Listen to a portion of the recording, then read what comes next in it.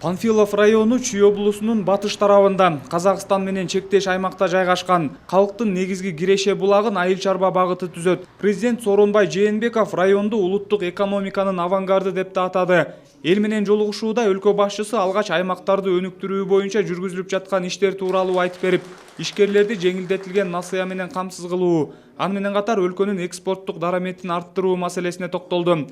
Мында президент каржы институттарынын каражатынын 70%дан ашыгы аймактарга берилип жатканын белгиледи. Кепилдик фондунун колдоосу менен да насыя алган дыйкандар көбөйдү.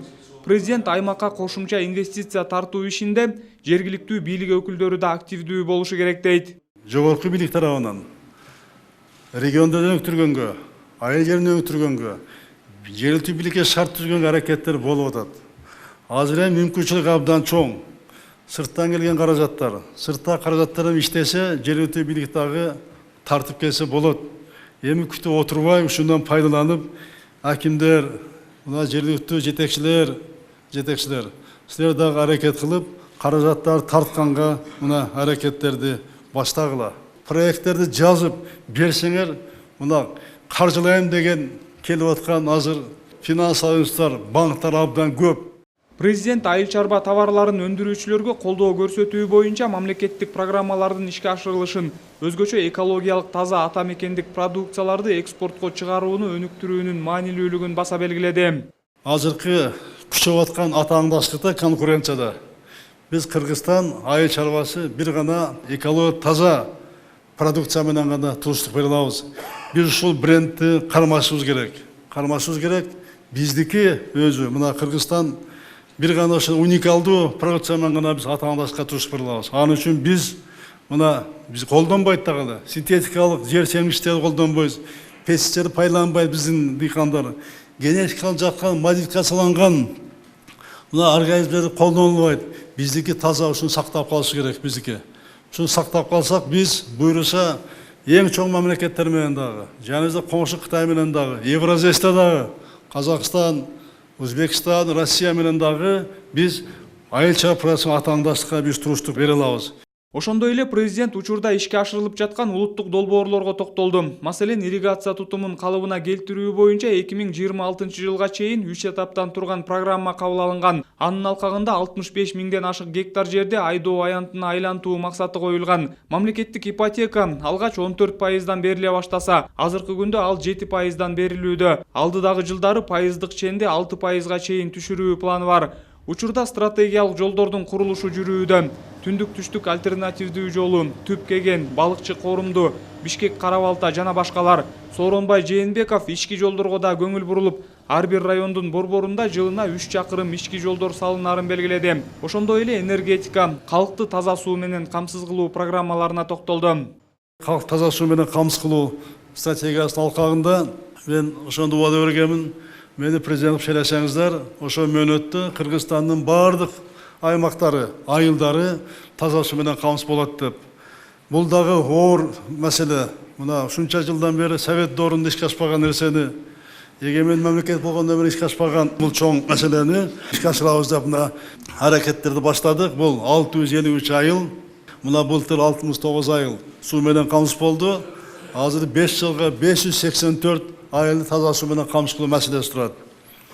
Азыр сүйлөштөр жүрүп атат, бул боюнча дагы 27 миллиард сомдук азыр финансалык булактар аныкталды. Бул боюнча буйруса 5 жылда бүтүрөбүз. 75% каражат азыр мына табылды буйруса, 75%га каражаттар. Дагы 23%ын мына буйруса эң күзөн аягына чейин аны таап бүтөбүз. 5 жылда таза суу менен бардык биз айылдарыбызды 24 жылга чейин камсыз кылып бүтөбүз. Бул чоң маселе, оор маселе, бирок муну биз буюрса аткарабыз. Мамлекет башчысы саламаттыкты сактоо, билим берүү жана спортту өнүктүрүү боюнча долбоорлорго токтолуп, мугалимдердин айлык акысын көбөйтүү боюнча иштер жүргүзүлүп жатканын айтты. сот укуктук реформа ишке ашырылып, коррупция менен күрөш күчүндө. Айтмакчы, коррупциядан түшкөн каражаттан быйыл 800 миллион сом Бишкек, Ош шаарларында жана Чүй облусунда 15 мектепке кошумча имарат курууга жумшалууда. Ал эми өлкөнү санариптештирүү боюнча быйыл жыл соңуна чейин 189 мамлекеттик кызмат көрсөтүүлөр электрондук ыкмага өткөрүлмөкчү. Учурда 60тан ашык мамлекеттик мекеме түндүк электрондук өз ара аракеттенүү тутумуна кошулуп, маалымат алмашууда.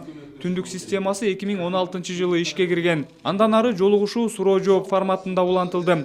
Калкты таза суу, жол курулуштары, социалдык мекемелердин жетишсиздиги сыяктуу маселелер түйшөлтөт. Чоргоо айылыбызда 2015 жылы мектепти баягы обследование кылып, аварийный состояниеда деп МЧС заключение берген, аварийный состояние депчи. Ошодон бери 4 жыл өттү, проектке кирген, астыга жылыш жок да. Бизде жалпы мугалимдердин айлыгы көтөрүлгөндө, бизде воспитательдердин гана айлыктары көтөрүлөт, калгандар ошомойдон калып атат да. 2000ден 5000ге чейин эле айлык маянасы түзөт болардыкчы. Ошол айлыкка кантип жашаса болот? Ушу штатныйды тии союз убагынан бери жүрөт, ошону кичине карап, олуштуруп койсо болот болуш керек деп ойлоп атам. Эми кайрыла турган бир гана сиз калдыңыз. Сиз ушул клубту бир жардам кылып, мына маданият министрине айтып, кайрылуу менен сизге Кумарга айылынын тургундарынын атынан айтып коюуга туура келип отурат. Жергиликтүү тургундар менен жолугушууда өлкө башчысына саясий өңүттөгү да суроолор берилди. Анын ичинен мурдагы президенттин акыркы кадамдарына карата өлкө башчысынын пикири кызыктырды. Сооронбай Жээнбеков Атамбаевдин иши Кыргызстандын мыйзамдарынын алкагында чечилүүгө тийиш экенин белгиледи. Анын күбө катары суракка чакырылып жатканы укуктук мамлекетте мыйзам ченемдүү көрүнүш. Эки саясий суроо түштү. Саясийга да жооп берип коюн, саясий суроого. Мына мурдагы президент суракка барбайм деп жатат. Бийлик алыстыгын көрсөтүп атабы же башкасылар барбы дегиле Атамбаев тегерегинде кырдаал тууралуу пикириңиз кандай деп мына суроо түштү. Буга мен жооп берейин, урматтуу агай туугандар. Бул эми учурдагы Кыргызстандагы мурдагы президенттин менен менин болгон мамилем ага карата менин позициям эл туура баягы кызыгуу бар бул боюнча, кызыгуу бар. Анын айланасында акыркы мезгилде ар кандай окуялар болуп атат. Мына күбө катары суракка чакырылып жатат. Бул эми мыйзам ченемдүү көрүнүш. Мыйзамдуу өлкөдө мыйзамдын алкагында гана аракеттер болуш керек. Аракеттер болуш керек. Ким болбосун? Мурунку президентпи, мурунку премьерби, министрби, же депутатпы, же аскер кызматкериби, же катардагы кызматкер чиновникпи, баарына тең мыйзам бирдей болуш керек. Баардыгы тең мыйзамга баш ийиш керек. Баш ийиш керек. Ошондо гана мамлекетте тартип болот. Бул Атамбаев тегерегиндеги дагы маселе, бул Кыргызстандын мыйзамынын чегинде, мыйзам алкагында чечиле турган маселе. Менин позициям ушундай. Мыйзам баарына бирдей чечилиш керек. Мага дагы, тоодогу мал багып аткан фермерге дагы, талаада кетмен чабып аткан дыйканга дагы. Баарына бирдей болуш керек. Ошондо мамлекет оңолот. Аз мамлекет оңолбой турмакта туугандар. Президент өзүнүн дарегине айтылган дагы бир суроого ачык жооп берди. Өлкө башчысы мамлекеттик башкарууда бир уч топтун эмес, элдин кызыкчылыгы үчүн кызмат кылаарын дагы бир ирет баса белгиледи. Ал мамлекеттин кызыкчылыгы баарынан жогору тураарын, элдин мүдөөсүн аткаруу президенттик ишмердүүлүгүндөгү башкы милдетим деп билдирди. Сиз тууралуу эл арасында өзгөчө Чүйдө өзүнүн досун партиядан сатты деп, баягы сатып кетти, өзүнүн досун партиядаштарын деген мына кеп таратып атат дейт. Буну билем мен, урматтуу агайын туугандар. Менин деле жүрөгүм ооруп турат.